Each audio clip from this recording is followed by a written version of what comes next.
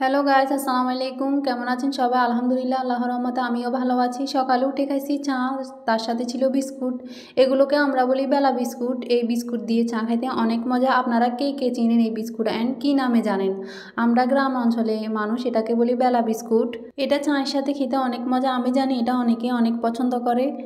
তারপর খাইছি পুটিক্স। যে পরিমাণে শীত পড়তেছে এটা খাওয়া ঠিক না, কিন্তু আমার ভাগ্নি খাইতেছে, আমি ভাগনা নিলে কি হয়? আর এমনিতেও ছোটদের জিনিস খাওয়ার অভ্যাস আমার কখনো যাবে না। তারপর নাস্তা করে চলে গেলাম রান্না করতে। আজকে রান্না করব মুরগির গোস্ত আর শাকভাজি। এখানে পেঁয়াজ, আদা, রসুন সব মশলা কষিয়ে নিব। নতুন বছরের সাথে সাথে রোদও উঠতেছে না। আজকে কতদিন একটু রোদও নাই, এত শীত পড়তেছে কি আর বলবো। আমার মনে হয় গায়ে জামা কাপড় গায়ে শুকাচ্ছে, সব কাপড় চোপড় ভিজা, শুকানোর নাম নাই। রোদ থাকলেই তো শুকাবে। এখানে সবকিছু কষানো হলে গোস্ত আর আলু দিয়ে দিব। ভাত আর গোস্ত বসাই দিয়েছি। আর এখানে আমি আর আম্মু, আমার ভাগ্নিও আছে, লাউ শাক কুটে নিচ্ছি। এগুলো গাছে তরতাজা শাক, আমাদের গাছে না।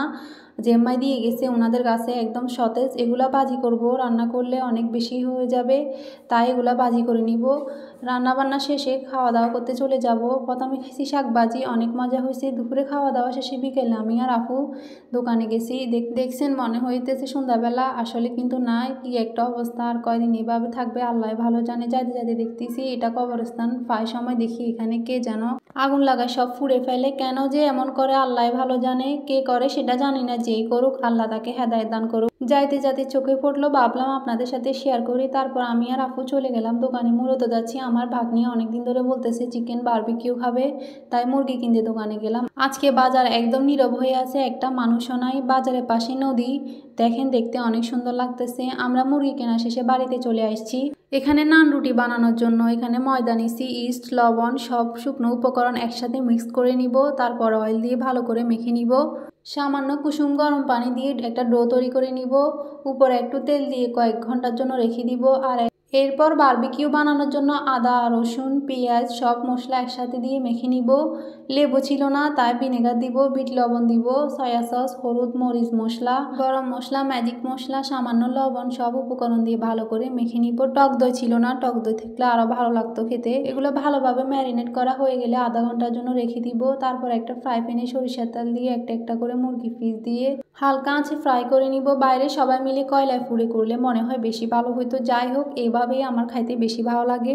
অ্যান্ড আমার ফ্যামিলি সবাই এইভাবে খাইতে পছন্দ করে। দেখছেন কালারটা কত সুন্দর আসছে। এগুলো অনেক ধৈর্য নিয়ে সময় ধরে করতে হয়। বেশি তাড়াহুড়া করতে গেলে উপরে হয়ে যায়, ভিতরে হয় না, আর খেতে ভালো লাগে না। যাই হোক, তারপর চলে যাব নান রুটি বানাতে। এগুলো করতে অনেক টাইম লেগে গেছে, অনেক সন্ধ্যা হয়ে গেছে। বাইরে চুলায় নান রুটি বানাইছি, কারণ চুলায় বানালে বেশি সুন্দর হবে। আমাদের এলাকার নান রুটিকে কি বলে জানেন? তুন্দুল রুটি। কি সুন্দর নাম, তাই না? দোকানের মতো অতটা পারফেক্টলি বানাইতে পারি না, যেভাবে পারি কোনোরকম স্বাদ হইলে হলো। এইভাবে নান রুটিগুলো একটা একটা করে নিব। এখানে আমার চিকেনও রেডি, নান রুটিও রেডি। সত্যি অনেক মজা হয়েছে। নিজের স্বাদ মতো ঘরে বানিয়ে খাওয়া আমার মনে হয় বেশি ভালো। সেটা মন মতো নিজের মতো করে খাওয়া হয়। আর এমনিতেও হোটেল থেকে কিনে আনলে আমার মনে হয় তেমন ভালো লাগে না। আলহামদুলিল্লাহ, সত্যি অনেক মজা হয়েছে। নিজের হাতে বানাইছি বলে বলতেছি না, আসলে অনেক মজা হয়েছে। যাই হোক, আজকে এখানে শেষ করছি। আপনারা সবাই ভালো থাকেন, সুস্থ থাকেন। Thank for watching. আসসালামু আলাইকুম।